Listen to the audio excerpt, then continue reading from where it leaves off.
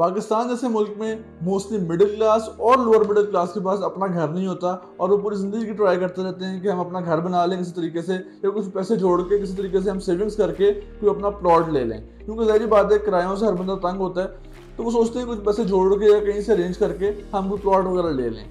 लेकिन सबसे बड़ा अलमिया जो है पाकिस्तान के रियल एस्टेट के अंदर वो है जो फ्रॉड सोसाइटीज़ और डेवलपर्स बैठे हुए हैं। वो वेट करते हैं कब ऐसे लोग जो हमारे पास आए हमसे प्लॉट परचेज करें इंस्टॉलमेंट्स के ऊपर। ज़ाहिर बात है कि ऐसे लोगों के पास सरमाया तो नहीं होता कि वो फौरी लमसम पेमेंट करके प्लॉट ले लें। उनके पास इंस्टॉलमेंट्स जितने पैसे होते हैं इंस्टॉलमेंट्स वो पे करते रहते हैं 5 साल 6 साल, और उसके बाद उनके हाथ कुछ भी नहीं आता और उनको चीज़ कोई नहीं मिलती। क्योंकि ज़ाहिर बात है आपको पता है कि एक फाइल का कागज़ उनको थमाया जाता है, उसके बाद चीज़ उनको कभी भी जो है डिलीवर नहीं हो पाती और उनकी जो जमा पूंजी है वो सारी ज़ाया हो जाती है। अब इस फ्रॉड पर अगर हम नज़र डालें कि इस फ्रॉड ये किया कैसे जाता है और लोग इसमें फंसते किस तरीके से हैं, देखें इसमें काफ़ी अब तो अवेयरनेस क्रिएट हो चुकी है कि ये फाइल्स वगैरह में नहीं जाना, और इस तरह के जो छोटे नाम हैं या जो वेल नोन बड़े ब्रांड्स नहीं है उसमें इन्वेस्टमेंट नहीं करते। लेकिन फिर भी क्योंकि आपको पता है कि इतनी स्ट्रॉन्ग मार्केटिंग की जाती है थ्रू सोशल मीडिया और डिफरेंट एक्टर्स और मॉडल्स को हायर किया जाता है, तो कुछ लोग फिर ज़ाहिर बात है कन्विंस होकर उस सोसाइटी में इन्वेस्टमेंट कर बैठते हैं और बाद में फिर खमियाजा भुगतते हैं।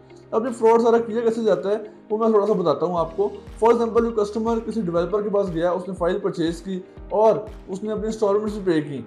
वैसे देखा जाए तो बहुत कम लोग ऐसे होते हैं जो किसी फ्रॉड सोसाइटी में इंस्टॉलमेंट्स पे करके एंड तक मैच्योर करें। मोस्टली लोग ऐसे ही होते हैं जो बेचारे 60 to 70% लॉस पे अपनी फाइल डेवलपर को वापस कर देते हैं। और डेवलपर चाहता भी यही है कि जो कस्टमर है वो पैनिक होके और नेगेटिव होके अपनी फाइल हमें वापस कर दे, क्योंकि उससे वो खरीदते भी नुकसान में है, डेवलपर जो है वो कस्टमर से खरीदता भी नुकसान में है और उसको डबल फ़ायदा हो जाता है। और जो यूट्यूब पे या सोशल मीडिया पे आपको नजर आती है कि डिफरेंट लोग बैठ के डिफरेंट सोसाइटीज़ को बुरा भला कहते हैं, तो असल में फ़ायदा जो है उनको ही होता है। क्योंकि ज़ाहिर बात है negative word of mouth create होता है, लोग परेशान होते हैं और परेशानी में जाकर माइनस में अपनी फाइल्स वापस करते हैं और डेवलपर को वापस कैश फ्लो आता है, उससे वो अपनी प्रॉपर्टीज बिल्डिंग वगैरह जो है वो खड़ी कर लेते हैं। अब थोड़ा सा हम डिस्कस करते हैं कि जो लोग इसमें मैच्योर कर लेते हैं अपनी प्रॉपर्टी, वो उनको क्या नुकसान होता है बाद में।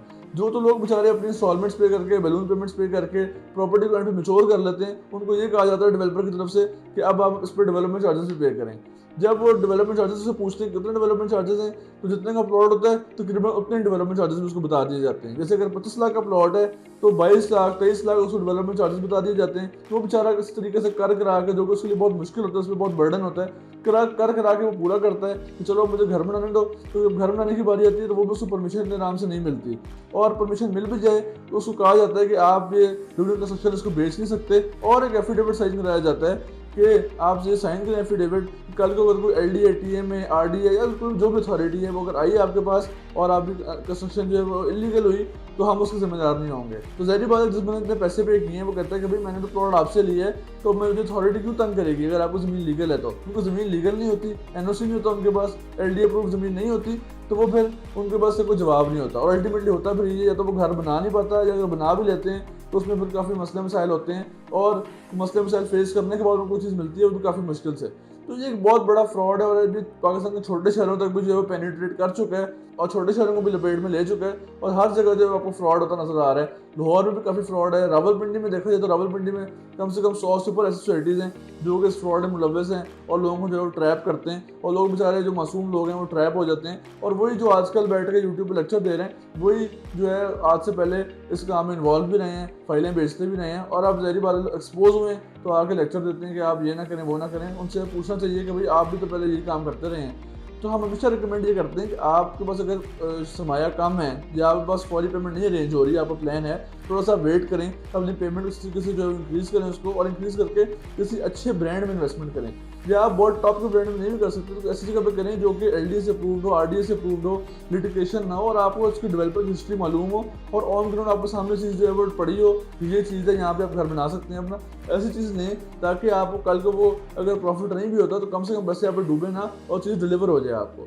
तो ये कुछ चीज़ें जिनका आप खास ख्याल रख के पाकिस्तान में रियल एस्टेट में इन्वेस्टमेंट कर सकते हैं। खास तौर पे वो लोग जो कि पहली दफ़ा इन्वेस्टमेंट कर रहे हैं और अपना घर बनाने के लिए इन्वेस्टमेंट कर रहे हैं, उनके लिए चीज़ें जो है बहुत इंपॉर्टेंट है जानना। तो ये एक इन्फॉर्मेटिव वीडियो थी जिसमें मैंने आपको बताया कि किस तरीके से पाकिस्तान में स्कैम होते हैं और किस तरीके से जो मासूम लोग हैं जिनका बजट कम है वो किस तरीके से फंस जाते हैं। तो अगर आप रियल एस्टेट के हवाले से ऐसी और मजीद मालूमात हासिल करना चाहते हैं तो देखते रहिए कारत मार्केटिंग। मेरा नाम उमर है। Thank you so much.